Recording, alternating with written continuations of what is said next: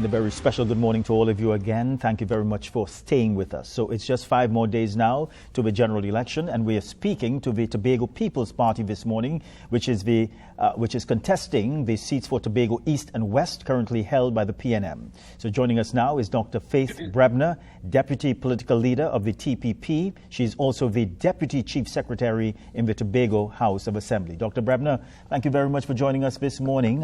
Thank you. I know you have been waiting to speak with us for a period of time now because of the long advertisements that we do have. But Dr. Brebner, thank you for staying with us also. Yeah? Thank you, and thanks for having me this morning. I don't mind waiting. Yes. So, Dr. Brebner, let's talk a little bit about the TPP. What is the TPP offering to the people of Tobago? What's the objective here? Certainly. So the Tobago People's Party is the organization that currently leads the Tobago House of Assembly. Of course, the political leader is Farley Chavez Augustine. I am one of the deputy political leaders, and this is going to be our first time contesting an election under the banner of the Tobago People's Party. I am sure many of you remember the whole fiasco that happened between us and the PDP, and we were in essence kicked out of that organization and we formed our own. So what we are hoping to do, having spent the last 3 years in the executive of the Tobago House of Assembly, recognizing the deficiencies in the kind of relationship that should happen between the government of Trinidad and Tobago and the Tobago House of Assembly, we have decided to send 2 representatives who we think will truly advocate on behalf of the people of Tobago. Now, who are these representatives? In Tobago East, we have David Joseph Thomas, who is an ex-fireman. Everybody fondly knows him as Tomo.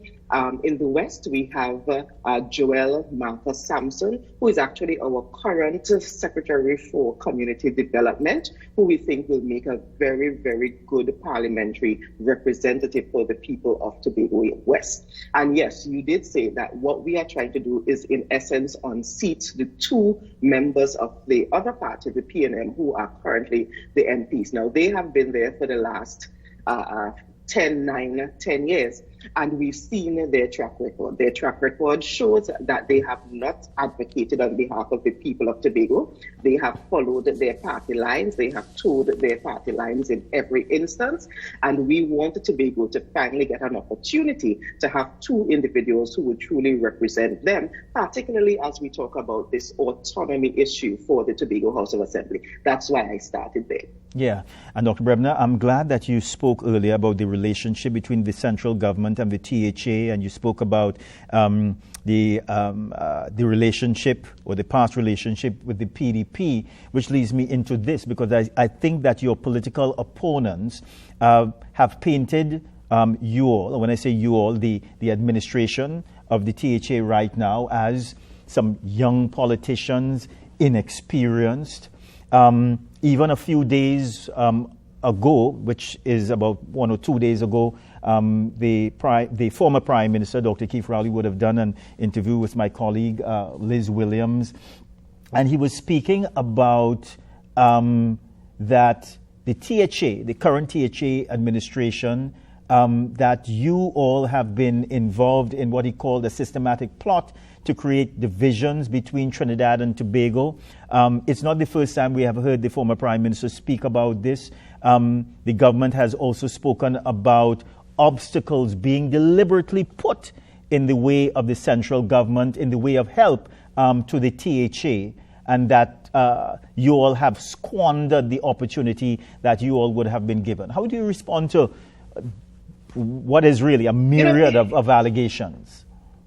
Now, it is sad that the former Prime Minister, and maybe this is why he's the former Prime Minister, would use that opportunity to speak so harshly about Tobago. Because when he's speaking about the THA, he's not speaking about the TPP, he's speaking about all of Tobago. It's also important to note that this executive, yes, we are young, so I'm not sure that's an insult. Yes, we are somewhat inexperienced, but it probably means we're not teething and we're not doing all of the things that his party is so well experienced in doing. And we are fresh and we are critical thinkers. And what he is probably expressing is the fact that unlike the PNM who was in the Tobago House of Assembly for 21 years before we got here, we are not going to just sit down and allow them to do what they want, and we are not going to sit down and toe the PNM party lines. So we have been speaking up when we see injustice happening. And it is sad that he is the one who speaks about roadblocks being put up, when in fact, at every opportunity, when the government of Trinidad and Tobago has had the opportunity to do something on behalf of the people of Tobago since we've been in power, they are the ones who put up the roadblock. Remember, he's the one who got up on a political platform and basically threatened that if Tobago did not vote for the PNM, he would not forgive us. And for the last 3 years, we have seen that as a reality. We have had specific instances, for example, where international agencies have tried providing support, technical support on some instances, actual financial support in some instances, and the only thing that the government of Trinidad and Tobago had to do was write a non-objection letter, which basically says, we have no problem with you, this agency, doing this thing in Tobago, and that they have refused to do.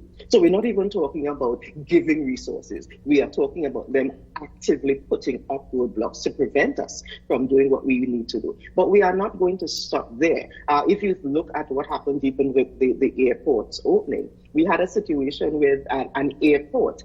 I don't know if you know this, Marlon, but the first time as a secretary with responsibility for health, and I am guessing probably all of my colleagues, the first time we even saw what that new airport looked like was at the opening. Yeah. We had never even seen a plan or anything like that. So it is sad that he's using that time to basically, I think what he's doing is just telegraphing everything he knows that he and his party is doing to us and trying to paint that picture. But in fact, the people on the ground in Tobago knows the truth, and that is why they were so upset by what happened, for example, at the airport opening, where the chief secretary was not even asked to speak at the opening of the airport, where, something like that kind of disrespect. And that is why the Tobago People's Party, we actually use the term 60,000 strong, because it is the 60,000 of us, the quote-unquote crabs in a barrel that he called us even on that day, that is going to say to the people of Trinidad and Tobago, we want true representation. And that includes David Joseph Thomas and Joel Sampson, Tobago East and Tobago West. But Dr. Brebner, judging from what you are telling us this morning, let's say that the TPP is successful in the general election by winning one or both seats in Tobago, then the question could be asked, how is your party expected to work with the PNM if the PNM wins the next general election? So what we see, very, very good question. What we see happening on the ground in Trinidad is a pretty close, tight race. And we honestly believe that whoever becomes the government of Trinidad and Tobago after Monday will need the 2 Tobago seats to get to the more than half to be able to create the government. And we have said very openly that our aim is to negotiate fearlessly with these 2 seats. So if you want these 2 seats so that you could become the prime minister or you could become the government of Trinidad and Tobago, you need to do these things for the Tobago House of Assembly or for the island of Tobago. And that includes, one, allocating additional resources to the Tobago House of Assembly, because currently, according to the Dispute Resolution Commission, the government of Trinidad and Tobago can allocate between 4.03 and 6.9% of the national budget. We have never gotten anywhere beyond the 4.3% or so. So in this midterm review that is coming up shortly, definitely let us see how we could bump that up. We are now about 5.5% of the population. So let us start there as a bargaining chip. When we talk about the actual autonomy bills that are required to give the Tobago House of Assembly the kind of autonomy that we need to make laws for things that affect us in Tobago, to be able to gain support from international agencies, for example, without having to beg a cap in hand for a non-objection letter, for example, to be able to use our resources here the way we would like. Those are the things we are planning to negotiate with whomever needs these 2 seats. And we are not, we have not been secret about that, and that is why we are telling Tobagonians this is a perfect opportunity, because this opportunity may not happen again. After this election, we're not sure when the atmosphere in Trinidad would be the same, where the two major political parties in Trinidad seem to be so close, neck and neck, and this is when you have to use your bargaining power. And we have also been telling the people of Tobago that honestly, the only time we have seen any real push as it relates to Tobago autonomy has always been when we have people who are not members of the 2 major parties in Trinidad representing us. So we're talking about Robinson, we're talking about Dr. Murray, we're talking about Miss Nicholson, we're talking about these individuals. And we are hoping to do a repeat of what happened about 41 years ago to help push this Tobago House of Assembly and Tobago autonomy question with these 2, quote unquote, independent from the 2 major parties in Trinidad MPs. But you know, Dr. Brebner, that the former Prime Minister, he has not been, how do I say, very willing to forgive your administration read those autonomy bills, because he believes that you all would have colluded with the UNC, and we saw what happened with these bills at the end of the day. So, again, he is proving to be very, very untruthful, and he's proving to be technically, I don't want to use that word, it's unparliamentary. It begins with L. Because we know that when those bills came about very early in our tenure, when we started having conversations, he literally did nothing for 3 years with those bills and waited until we were at the eve of an election again to try to drop it. Back then, when we were having conversations, we highlighted to him, to the entire parliament, to the GSC, all of the areas that were areas of issues, areas of problems that the Tobago House of Assembly, that the island of Tobago had with the versions of the bills. And by the way, the versions of the bills that he's talking about that was placed in Parliament a couple of years ago and then placed again recently for debate is not the version of the bills that his former PNM Chief Secretary, Mr. Orville London, sent to Trinidad. So there were a lot of discrepancies. So again, he's being very untruthful, but it seems as if that is who he is, and there is nothing we can do about that. And that is why probably the people of Tobago voted so overwhelmingly for us in 2021, and that is why we are hoping they would vote overwhelmingly for us again on Monday coming. Dr. Brebner, what about this $4.5 million bill the former Prime Minister would have spoken about a few days ago? And it was a part of the bill for for 2 Prados, I believe, as an invoice for the oil spill. What about these 2 Prados that he speaks about? We have asked for him to show the proof of that because we have no idea what he's talking about. Absolutely no idea. And he seems like the proof he showed on that thing was some WhatsApp message between him and the Minister of Finance. Right. Let him just show the proof. I was part of the oil spill relief. I was there on the ground every single day, morning, noon, and night, as a matter of fact. We were the ones there at the helm of it when things were happening. And for him to use the oil spill, where they are the ones who have not provided the kind of support that is needed. By the way, we still have outstanding oil spill bills that need to be paid because, as he said, they were willing to take up the bill because of how much money they sent to the Tobago House of Assembly, knowing that this is an international emergency that was happening. We still have bills that are sitting that they did not send the finances for, and we have to figure out how we are going to manage that. And again, that is why we are saying the anchor, that's why we are saying Tobago People's Party, Mr. David and Mr. Sampson, Tobago East and Tobago West is the only choice, because those two representatives who are there now sat in the parliament while this prime minister did all of those evil things on the cabinet to the people of Tobago, and they did not say anything on behalf of the people of Tobago. So Tobago should definitely not give them another chance. They've been there for the last 9 years and did nothing. You speak about a lack of evidence, Dr. Brebner, concerning these vehicles, the Prados in question. So are you saying, because I just want to make it clear here, are you saying that the claim for the Prados was not a part of this invoice would have been sent to the Prime Minister or to the government? We have the first time we have no idea where this whole Prado story came from.